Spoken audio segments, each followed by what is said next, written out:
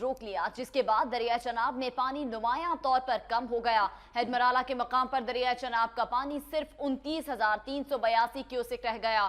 دریا خشک ہونے سے نہر مرالہ راوی لنک بھی جلد بند کر دی جائے گی۔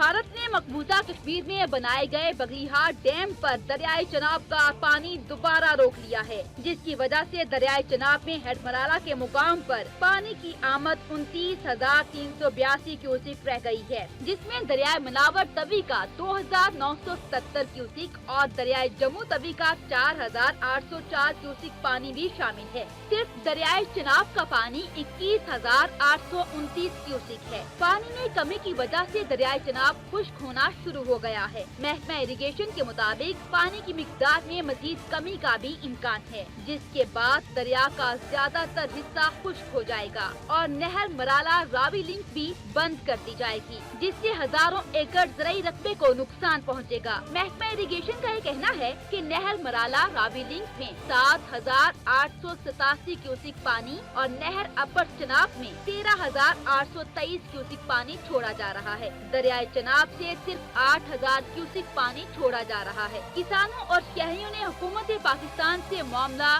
بین الاقوامی سطح پر اٹھانے کا مطالبہ کیا ہے۔ سیاست کے میدان میں کیا کچھ ہو رہا ہے یہ آپ کو